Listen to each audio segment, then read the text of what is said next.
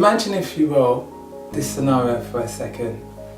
You're at home, I don't know, you're watching a Great British Bake Off or whatever else, and there's a knock on the door. And it's me. And hey, how you doing? And I just walk into your front room and I open up a big tub of rubbish and I just pour it all over your front room. It's disgusting. I'm not talking about dry rubbish, I'm talking about disgusting, smelly rubbish. It's going to take a while for you to get rid of it, and even longer to get rid of the stench. How would you feel?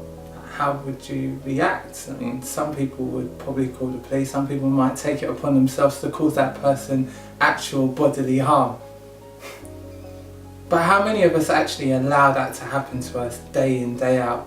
I'm talking about the stuff that you allow people around you to say to you that you just accept. How many times have you allowed people to put you down, make you doubt yourself, make you question yourself, make you question your ambition, or make you question your dreams? How many dreams and goals have you actually given up because you've allowed somebody to just throw rubbish on it? People always ask me all the time, like, Jay, like, you seem so confident, do you ever get nervous? Or, you know, like, do you ever talk negatively about yourself? Like, the reality is, yes, I do. It happens to me all the time. And, you know, one specific scenario I can think about was that I've been invited along by a member of the community to speak at Black History Month, and I arrived, and to my absolute shock, horror, there was thousands and thousands of young people there. Oh my gosh, I was so scared. Like the negative self-talk I had about myself was like, who do you think you are? Like, you ain't a black role model. How can you speak to these young kids? Jay, have you seen how many thousands of young people are there? They are going to eat you alive. And the reality was, I actually ran out the back, so I was just going to use the toilet, and I ended up having to call up a member of my family, because what I was going to do, as embarrassing as it sounds, is I was actually going to run from that event.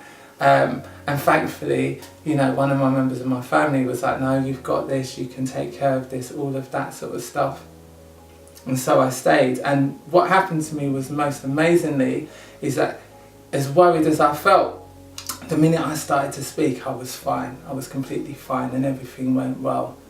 But here's another scenario. When we talk about people rubbishing our ideas, and I'm just going to speak this thing as real as it is, I'm just going to give it the full 100. I was at university doing my degree. There was a situation where at the start of the second year I got a really bad grade. And I mean, I'm sitting there with my friends. We all had to log on, and I've checked the grade and it's really bad. And this was somebody that I knew. He said to me, well, maybe you just haven't got what it takes to be a first-class student. Have you ever said something and then you've realised, like, the power of what you said? Like, because for me, at that stage, I had so much self-power, I was like, what did you just say? And he's like, well, I didn't mean it like that. I was like, no. Like, what exactly then did you mean? And he's like, no, that's not what I meant.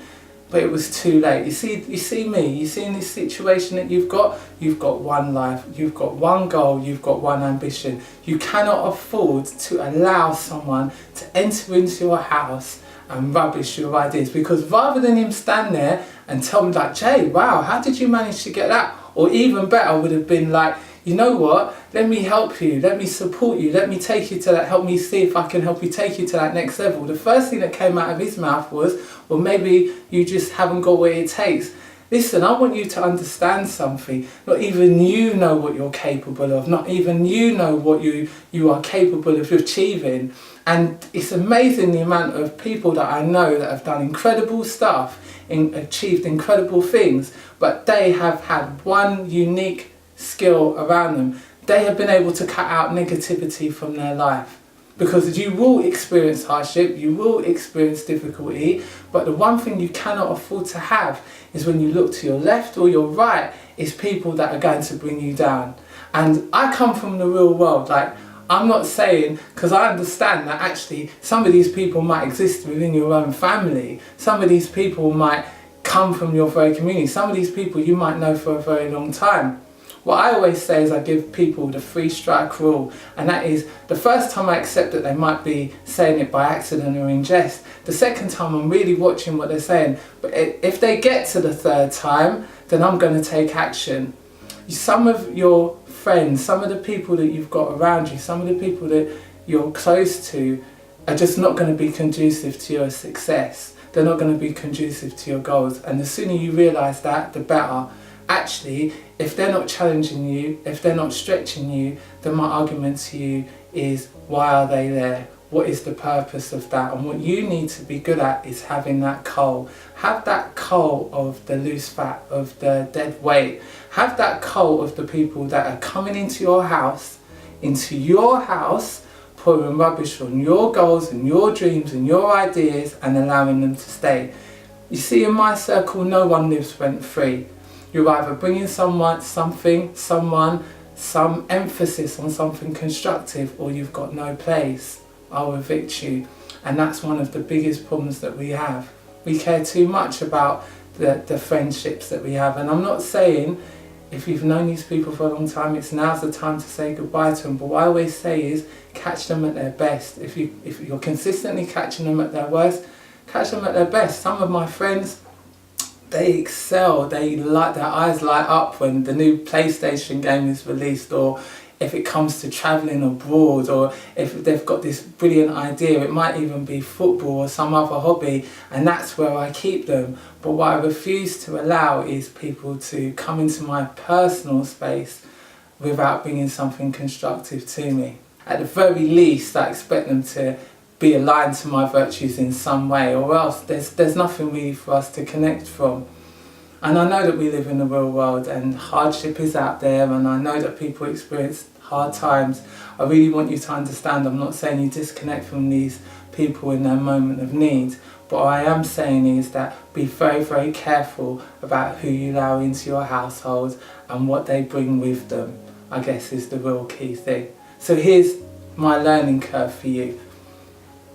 What people around you are not lightening your load? What people have you got around you that are not inspiring you or stretching you? What people have you got around you that are not inspiring you or fortifying you, but actually weakening you, weakening who you are, weakening what you're going for? How many people around you actually believe in you, believe in what you stand for, will stand in your corner and support you?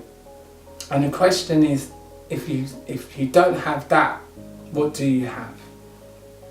So my name's Junior Smart. Like, comment, subscribe. I'm really interested to hear your feedback, and I'll see you in the next video.